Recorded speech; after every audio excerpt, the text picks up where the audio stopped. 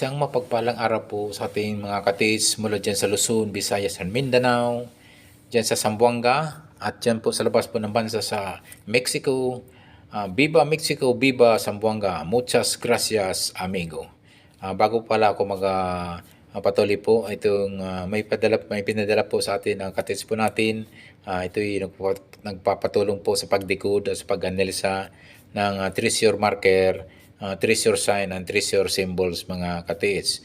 Okay, maraming salamat po katiits sa inyong pagtitiwala na sa akin po kayo nagpapadikod at nagpapa-analisa po ng mga treasure markers, symbols and sign mga katiits. Okay po mga katiits, ako po muna ay nagpapasalamat po ng maraming salamat po sa aking mga subscriber at siyempre sa aking mga followers po at mga viewers mga katiits. So, thank you so much po mga katiits. Bagamat ito'y napakaliit pa lang ng aking YouTube channel, bago pa lang mga katiits, harinawa po ay inyo ako matulungan mag-grow ang aking YouTube channel. Na itong tema po ng aking YouTube channel po ay more on decoding and analyzing sa mga treasure symbols, treasure markers, and treasure sign mga katiits. So yun po yung aking tema po ng bago kong YouTube channel mga katiits. So po, mayroon nga pala mga nagtatanong kung saan po pwedeng ipadala ang mga treasure sign, symbol and markers. Ay pwede nyo pong ipadala o isend po sa aking Facebook page, Alejandro Sanchez. Yung aking profile po doon ay nakasid po ako doon, naka-sunglasses po. At marami kasing Alejandro Sanchez ang lumalabas po sa Facebook po. So hindi lang po tayo, marami po tayong kapangalan po, katiit. So unang-una po, ang gagawin nyo po, i-add friend nyo muna ako mga katiit kasi nga hindi po kayo makapasok kapag hindi tayo friend. So ang gagawin po, add friend nyo muna, then sa kanya po ipadala po, i-send po ang inyong mga treasure symbols, treasure sign, and treasure markers po mga katiit. So pwede po sa yung mga treasure sign and symbols po ay nakikita minsan sa mga bato, small rock, sa mga big rock, yung tinatawag nila na big boulder markers at big boulder sign, or sa mga old century tree, o minsan sa mga coconut tree, sa lahat po ng mga malalaking puno like acacia, baliti tree, tuog tree. So mayroon pong mga treasure sign, treasure symbols, and treasure markers po doon mga katiis. So po, tayo na po mag-upisa po sa pagdikod. At ito po ay isa pong hindi natin malaman kung anong isang hayop ang o hugis nito po mga katiis na may dalawang mata at isang bibig mga katiis. At ito'y para siyang oso, ang shape po ng kanyang pagka-treasure marker mga katiis. So yan po mga katiis i-check nyo po mga katiis kasi nga madalas po minsan ay kino-convert po yung mga butas po, yung mga spoke hole ng distance po. So ilang butas po ito nandito?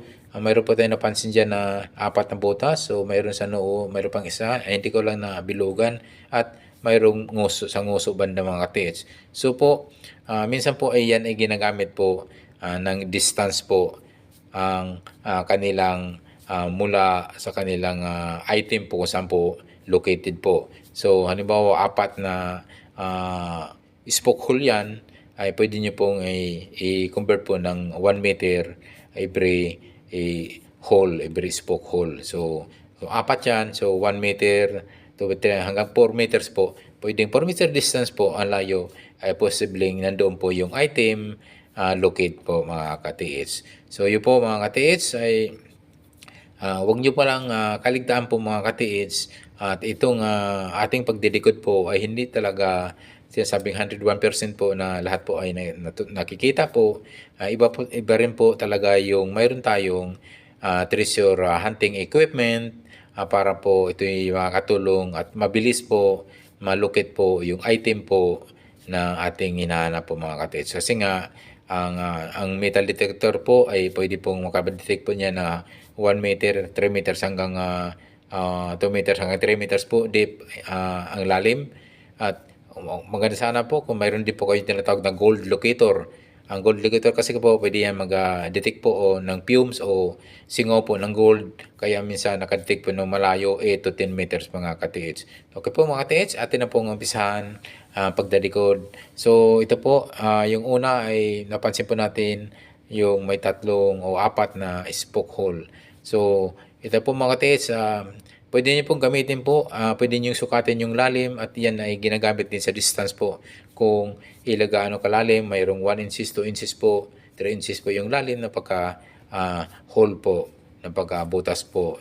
Ito'y kanilang binubutas po mismo sa bato mga katiits. Isang man-made, isang legit markers po ito mga katiits. So, ito mga katiits ay mayroong ako'y napansin na ito'y sinisipat po yung dalawang mata.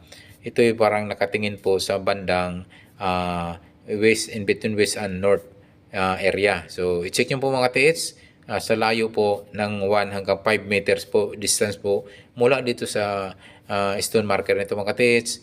Maka mayroon po yung coordinated markers or countersign markers yan na malapit sa kanya katiits. So, yan po. Ito po ay sa pagitan po ng north and west mga katiits. So, i-check nyo po yung area na yan sa distansya po ng 1 meter hanggang 4 meters po mula dito sa stone marker na ito mga katiits. So yan po, pwede nyo pong huwag nyo kaligtaan po na itong mismong marker nito mga katiits ay pwede nyo pong i-detect po niya ng metal detector or gold locator mga katiits. Or hindi naman, kung mayroon kayong maso, mayroon kayong pwedeng pukpukin po yung area mga katiits.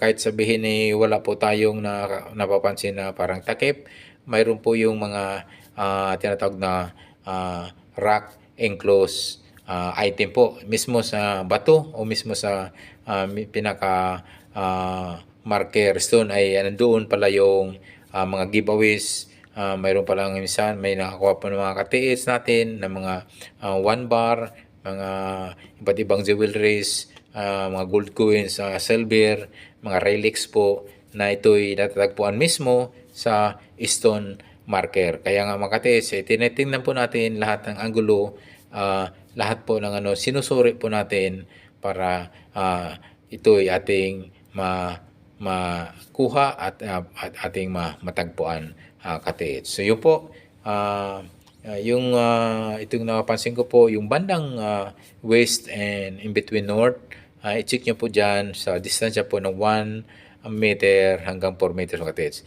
At yung pong meron pa sa mga katiits, yun namang papunta naman sa baba sa kanyang in between naman ng west and south. So dalawa po kayo nakakita at ito rin nakasipat din po, nakatingin po din sa may bandang baba. Pero ito'y lihis, ito'y sa pagitan po ng west naman at south mga katiits. So i-check nyo pa, baka mayroon pong countersign o may tinatawag yan na coordinated counter markers na pwedeng ito'y linalagay po nila sa medyo kaliit na ng mga bato at ito'y may mga butas-butas na ito'y kahalintulad po ng markers nito mga katiits. So kaya nga tinatawag na counter sign markers o coordinated markers kasi nga ito'y pinaka-extension, markers niya, extension markers to yan. At possibly po doon po yung item na nagpi-point po kasi yung mga markers po, yung mga counter sign markers, possibly nandoon po yung item mga katiits. So ganyan po. Tandaan po yung mga katiits, kapag malaki yung marker stone, tulad niya nitatawag po na nila na BBM, yung tinatawag nila na big boulder markers, or minsan ay tinatawag po nilang BBS. Ano yun po yan ay big boulder sign mga katiits. So pakatandaan mo mga katiits na kapag malaki po yung boulder markers, boulder sign, big boulder symbols po, at big boulder na ginagamit po nila sa malalaking bato po nila, ito pinadaan po. Posible po na mayroon po yung tinatawag na counter marker sign o coordinated marker na hindi gaanong kalakihan ng mga bato at nandoon po. At yun po ay napapansin nyo po, tingnan nyo po yung apat na sulok po, apat na kanto ng itong mismong stone marker nito sa north, sa south, sa west, and east mga katiits. So i-check nyo po sa distansya po ng 1 hanggang 5 meters o 4 meters po hanggang 5 meters po ang distansya po mga katiits. So yun po ay madalas po ay sabi ko nga at itong stone marker nito mga katiits ay mukhang na medyo malaki. Pwede natin matawag po na big boulder markers. So, pwede po mayroon pong kakaibat yan at mayroon po talaga yan na counter sign o may tinatawag na counter marker mga katiits na hindi kalayuan po sa marker stone ito mga katiits. So yan po, pagkatandaan nyo po mga katiits, yung apat na kanto, yung apat na sulok, i-check nyo po ng metal detector or gold locator sa distansya po ng 1 meter hanggang 4 meters mga katiits. So yan po ay isa po yan sa mga isang sistema po ng pag-trace po ng item po mga katiits. Mayroon pa ako napansin mga katiits, yung sa bandang ilong yung mga katiits ay para siyang parang footprint mga katiits. So isang parang kanan na footprint, na maliit na footprint ay ito ay isa pong pagtutukoy po. Ito ay nagtutukoy po ito ng distance po. So ibig sabihin walking distance po, kung ilang galamay po, 3, pwedeng 3 meters lang po ang layo. I-check nyo po yung apat pa rin po na kanto kasi nga mayroon po siyang footprint mark na may 3 daliri. Pwede po magiging convert po niya ng hanggang 3 meters po, 1, 2 hanggang 3 meters po ang distance po niyan mga katiits. So i-check nyo po sa apat na kanto, apat na iskinita mga katiits. So yung east, pwede nyong 1 meter, 1 hanggang 3 meters po, i-check nyo po. Yung west, siyempre 1 hanggang 3 meters din po. Check nyo po mula ang distansya po ang layo. And also the north area at yung kanyang opposite po sa bandang east, south mga katiits. 1 hanggang 3 meters din po ang layo, distance po. Kasi nga, sabi ko nga, itong na may napapansin po ko dito na medyo may kalakihan ng konti itong big stone marker ay posible po mayroong counter sign, mayroong counter coordinated sign po niyan sa malapit po sa kanyang kinaroroonan. So yan po, sana po ay na-guide po natin yung ating katiits po na nagpadala nito at maraming salamat po sa pagtitiwala sa aking pagdidikod at ako po ay inyong napili sa pag-analisa po ng inyong treasure marker sign po na ito'y inyong pinapadikod po sa akin at sa inyong pagtitiwala po na ito'y mabigyan po natin ng guidance po ang treasure hunter na nagpapadala po nito sa atin. Okay po, maraming salamat po sa inyong panonood, mga bagong subscriber, mga bagong followers po, sa mga viewers. Thank you so much for watching. Yung mga bago pa lamang po, don't forget to subscribe and also don't forget to hit the notification bell button para updated po kayo sa mga video ko pang ipapalabas po dito sa aking bagong YouTube channel pa lamang. Alam ko ay mag-grow din po ito sa inyong tulong katiits. Muli, maraming salamat. Thank you so much for watching. God bless us always.